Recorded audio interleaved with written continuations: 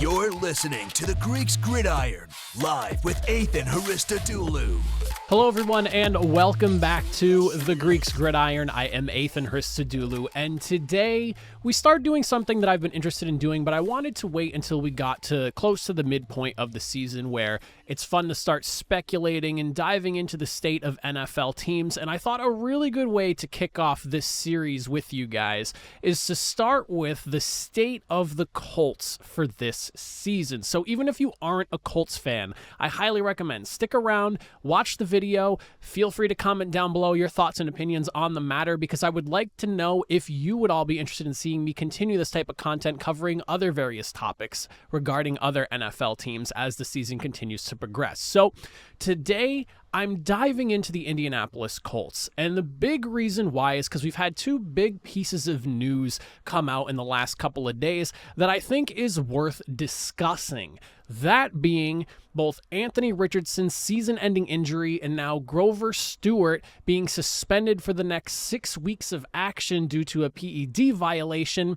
I think it allows us to pose the question, should the Indianapolis Colts start looking toward the 2024 season? Now, starting with the Anthony Richardson news, obviously, this is a massive blow, and one that almost didn't really feel too unexpected because Jim Irsay was hinting towards it, and even last week reports were coming out that there was the possibility that Richardson was considering getting surgery done on what was his grade 3 AC joint sprain. So with that, we are now sitting here with only 4 games played by Anthony Richardson in his rookie season and dealing with 3 different injuries in that short time. He hurt his left knee in a week 1 loss to the Jacksonville Jaguars. He wound up missing the last minute or so of the game. He had a concussion in week 2 against the Texans where they won, but ultimately wound up missing the week 3 game following that. And then he, of course, had that AC joint injury in a week 5 win over the Titans, and we have not seen him since. I've got to say, this situation has kind of scared me a bit. As a Colts fan here, I will say that it's kind of giving me like Andrew Luck PTSD all over again. We're talking 3 injuries to a guy who played literally in 4 games his rookie season. I understand that he's a big dude, and a lot of people are probably shocked by just how much damage he's taken, but being the type of guy that he is, a bigger guy coming from college where he probably dominated a lot of the smaller defenders he ran into, this was the type of thing I was a little bit worried about with his game style, and we wound up again with 3 different injuries in just 4 weeks of play with him.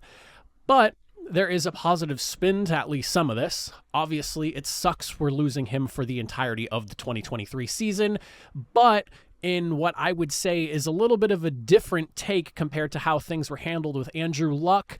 It seems like the organization is putting his long-term health first rather than the win now with what we've got type of situation it kind of felt like Indianapolis was going through, especially during that stretch where Andrew Luck was running into a lot of injuries, getting on the field, playing through a shoulder injury in his throwing arm for an entire season before needing to get surgery on it. I'm glad to see that the organization went ahead and said, you know what, we agree, get the surgery done, and we'll look towards next season for you, Richardson. The other piece of news, of course, being Grover Stewart. It was announced yesterday that he was being suspended for 6 games for violating the NFL's PED policy. Stewart himself took to social media to apologize for the situation and saying that he needs to be more careful with what it is that he's putting in his body. Grover Stewart, big loss for this defense. For those of you that might not be familiar with the Indianapolis Colts, Grover Stewart is like the 1-2 punch combination with DeForest Buckner. I would argue that the Indianapolis Colts, with Grover Stewart and Buckner combined, put together one of the better interior defensive lineman duos in the NFL, and he has been considered for the last few years one of the best run defenders on the interior in the NFL alongside DeForest Buckner. So to be losing him is a really tough blow for a defense that has gotten some guys back this year. It's nice seeing Shaquille Leonard back in the fold. We're even seeing a guy like Zaire Franklin really start to stand out this year. EJ Speed coming up to speed, I guess you could say, as well with the rest of the defense. It's exciting to see a lot of young guys stepping up and getting veteran guys back that this defense really missed.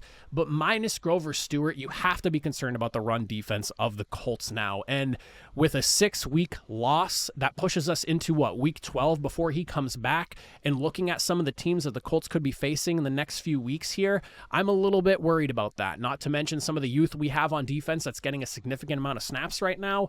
This is not great, to say the least. Now, putting both those pieces of news aside here and kind of looking at the bigger picture, which is the rest of the season, how do the Colts go about the rest of this year? And this is where my question, as I posed at the beginning, comes out of, should the Colts start looking towards just the 2024 NFL season and this upcoming offseason?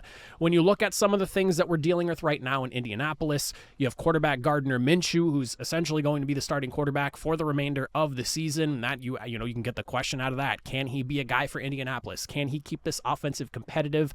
And I just don't know the answer to that question, but I am leaning towards probably not. While Gardner Minshew is an excellent backup and a guy who can step in for games when you need him most, I don't necessarily know about scheming an entire offense around him. As a starter, he does not really have a ton of success, but he's been good for the Colts coming in relief. But we got a glimpse of what an offense with Gardner Minshew would look like in Indianapolis this past week against the Jaguars, and it wasn't necessarily the prettiest of things. You couple that with the fact that star running back Jonathan Taylor is continuing to work his way back into the offense following his first 4 weeks off with the Colts, and you're looking at his numbers right now, and it's not super promising. I mean, he has 14 carries only. That's a very small, 7 carries a game, essentially, in the first 2 weeks since he's been back. He only has 37 yards, amounting to 2.7 yards per carry.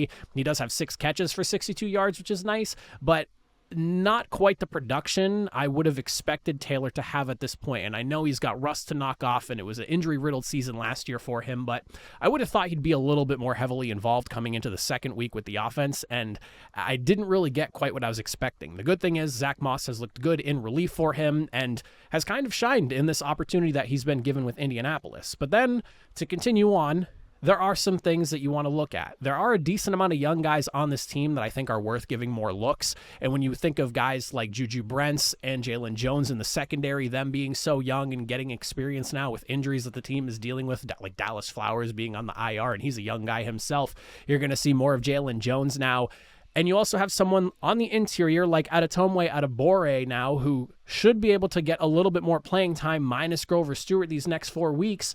You have to wonder, is it worth the time of giving all these young guys more reps, more opportunity to play as starters, or just get into the rotation even more at the risk of potentially not throwing away the season, but the more youth you have playing, the less likely you are to win games in the NFL. I don't think that's really something that gets lost on anyone. While it's nice to have young athletes on the field, of course, veteran leadership and experience is huge in a game like the NFL. So you ask the question, with Anthony Richardson out, knowing your defense is taking a big hit, do you maybe slow down Jonathan Taylor's progression back into the offense? Do you give these guys on defense more opportunity to play at the risk of potentially losing more games because you're giving people with so much inexperience the opportunity to play? And then there's the question of, with the season kind of in the state that it is, and the Colts are 3-3. I don't want to sit here and act like it's all gloom and doom. I mean, the Jaguars have not quite played up to the standard I think a lot of people were expecting them to. The Tennessee Titans, of course, seem to be struggling in their situation as well, and the Texans have been a bit of a surprise this year. So it's not like the South is wide open. There's a lot up in the air for it, and I think it's the Jaguars' division to lose, in my opinion, but I do think that what are the odds with the state of Indianapolis right now and the roster situation that they're in? Does this team wind up winning the division or finding themselves in a spot where maybe they're 9-8, 10-7, fighting for that 7th or 6th playoff spot? Not very likely. So with that thought in mind, is it maybe worth giving all these extra guys time to play that are young and inexperienced in the event that, you probably lose more games, but you at least put yourself in a better position for this year's draft? And that's kind of how I'm starting to look at this right now. While I would love to see Gardner Minshew and all these young guys getting to play now maybe come in and surprise everyone, this team's not going to win the Super Bowl, and I'm going to be realistic here. Could they maybe make a playoff push in what is kind of an up-in-the-air AFC South right now? Maybe, but you lost both your games to Jacksonville. It's not like you beat the Titans handedly the last time you played them. It was a one-possession game, and I mean, with the way the Texans seem to be progressing right now, I wouldn't be shocked if the Texans wound up beating Indianapolis with Gardner Minshew starting, as opposed to the loss that they handed the Texans just a few weeks ago, the first time they played. Maybe it might be worth, just kind of looking towards next season. For me personally, it feels like the season's kind of at a loss right now. And I know, again, we're 3-3 for the Indianapolis Colts, but it does not seem like the right idea to really be trying to push for a playoff spot and contend, where if, maybe you fall to 5-12 at the end of the season, or 4-13, then you're looking at, a high pick in the draft, and while maybe unlikely because of how talented he is, maybe you find yourself in a good enough spot to draft someone like Marvin Harrison Jr., who I'm a very big fan of, would love to see him play in the same uniform that his dad played for in Indianapolis. And I mean, there's always the option of flipping someone like Alec Pierce or Michael Pittman during the trade deadline or this offseason to make that move more acceptable for you, and you could pick up capital and continue to try to flesh out this roster that is kind of in like a bit of a flux right now with some of the injuries and whatnot that's being dealt with in Indy. And while I like the receiving core that Indianapolis has right now, I don't necessarily love it. So I would be okay with the Colts, maybe finding more ways to lose than win this season in an event so that they could get themselves a better pick in the draft. And I mean, you need a legit number one wide receiver, and I don't really know if the Colts have that right now. I know some people are higher on Michael Pittman than others. I'm a guy that really likes Michael Pittman, but do I think he's a legitimate number one? I don't really know. And Josh Downs has looked good. So, I mean, if you have to flip Pittman or Pierce to get yourself a guy like Marvin Harrison Jr., who I think can be a legitimate number one wide receiver, that would be something exciting. Whether it's him or another guy in the draft that you really like, he's my one example for this here. I just think that fighting for the playoffs right now with the state of the team, not necessarily in the best interest, I would say, for the Indianapolis Colts, but that's just my opinion. So I now open the question up to you all. Let me know in the comment section down below. What do you think the Colts should do for the remainder of the season? Do you think it's worth fighting for to maybe sneak your way into the playoffs? Would you be okay with the Colts maybe giving younger guys more opportunity to play now, considering Anthony Richardson's out for the year? You're missing a massive piece on your defensive line that I think is going to hurt the run defense a little bit. And I mean, it's a long season. Who knows who else ends up going down here? Is it worth just letting some of those younger guys get those reps to prepare yourself for the following season when Anthony Richardson comes back, in hopes that you have a far more competitive team? Maybe you get some really good guys in the draft because you have a higher draft pick. What do you want to see the Colts do this season? What do you think is best for the team? Let me know in the comment section down below. And again, if you're not a Colts fan, but you enjoyed this type of content, do you have any subject matter you want to see me cover regarding your favorite team or another team in the NFL? Let me know in that comment section down below. But that is it for me. I appreciate it if you made it to the end of the video. I will see you all next time. Have a good one.